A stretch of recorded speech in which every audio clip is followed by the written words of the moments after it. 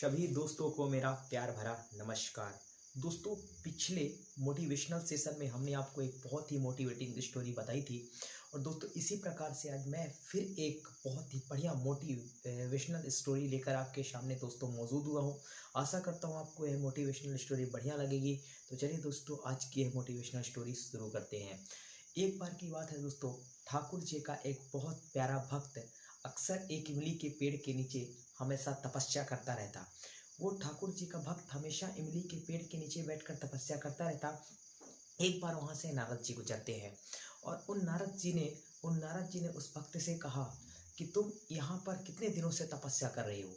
तो उस भक्त ने कहा, मैं यहाँ पर 30 सालों से लगातार तपस्या कर रहा हूँ। तो नारद जी ने कहा, क्या तुम प्रतिदिन यहाँ पर तपस्या करते हो?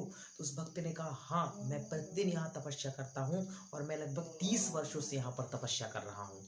इस पर नारद जी ने कहा कि मैं भगवान के पास जा रहा हूँ, अगर तुम्हारा कुछ संदेश हो, तुम्हारा कुछ मैसेज हो तो तुम बता दो, मैं भगवान को यह मैसेज बता दूंगा। तब वह भक्त कहता है कि आप भगवान से यह पूछ लीजिएगा कि वह मुझे कब दर्शन देंगे। तो उस भक्त ने जब यह कहा कि आप भगवान से यह पूछ लीजिएगा कि भगवान यानी ईश्वर मुझे कब दर्शन देंगे, जब नारद जी ईश्वर के पास पहुंचते हैं तो उन्होंने उनसे पूछा कि आपके एक भक्त ने ये पूछा है कि आप उसे कब दर्शन देंगे।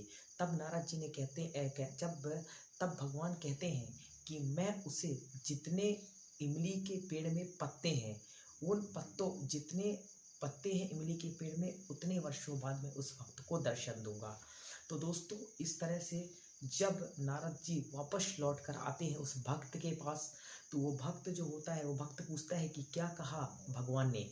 तब नारद जी ने कहा कि छोड़ो, उस बात को अभी हटाते हैं। उसने कहा, नहीं, आप बताइए भगवान ने क्या कहा। मैंने तो आपसे अपने प्रश्न को भिजवाया था उनके पास, तो बताइए उन्होंने क्या कहा। उन्होंने कहा, नहीं छोड़ो, अगर मैं इसका आंसर तुम्हें बता देता हूँ कि भगवान ने जो कहा तो तुम निराश हो जाओगे। उस भक्त ने बड़ी खुशी मन से कहा, नहीं, मैं बिल्कुल निराश नहीं होऊंगा, आप बताइए उन्होंने क्या कहा। तब नारद जी ने कहा, उन्होंने कहा, इमली के पेड़ में जितने पत्ते हैं उतने वर्षों बाद मैं उसे दर्शन दूंगा।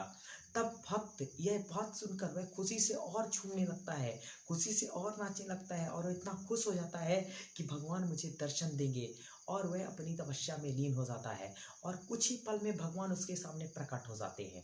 यह देखकर नारद जी को बड़ा गुस्सा आता है। उन्होंने कहा कि आपने तो कहा था कि आप जितने इमली के पेड़ में पत्ते उतने वर्षों बाद दर्शन देंगे, लेकिन अभी ऐसा क्यों? आपने फिर मुझसे ये झूठी बातें इस भक्त से क्यों कहलवाई?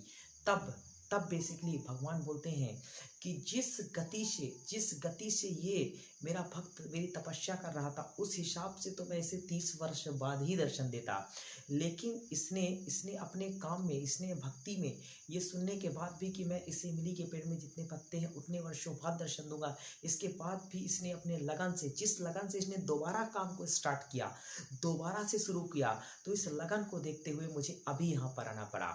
तो दोस्तों, इस मोटिवेशनल स्टोरी का सारांश मैं अगर आपसे 2 शब्दों में कहूँ तो हम लोग क्या होता है, कई बार एफर्ट लगाते हैं, कई बार मेहनत करते हैं, कई बार वर्क करते हैं और हम सोचते हैं कि चलो यार, जब मिलना होगा तो मिल ही जाएगा, और हम धीरे धीरे थोड़ा थोड़ा काम करते रहते हैं। दोस्तों, हमें काम को अच्छे से करने के लिए उसमें डेडिकेशन दिखाना होगा, बेहतर रिजल्ट पाने के लिए उसमें लगन दिखाना होगा, उस काम को बड़े शिद्दत से, पूरे मनोयोग से और पूरी निष्ठा से करना होगा दोस्तों, तभी हमें सफलता मिल पाएगी और तभी हम सक्सेस हो पाएंगे। तो दोस्तों, सीधा सा इस कहानी का सारांश ये निकला कि आप किसी काम को ऐसे करिए, इस शिद्दत के साथ करिए कि ईश्वर हमें अभी दर्शन देने वाले हैं, भगवान हमें अभी दर्शन देने वाले हैं।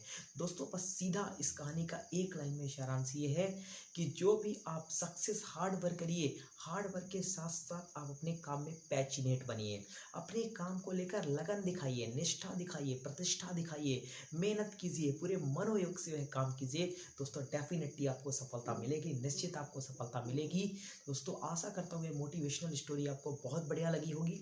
अगर ये मोटिवेशनल स्टोरी आपको बढ़िया लगी है दोस्तों, तो डेफिनेटली आप इस चैनल को सब्सक्राइब करिए, इस वीडियो को लाइक करिए, ताकि मैं एक और अच्छी मोटिवेशनल स्टोरी आपके सामने लेकर आ सकूं।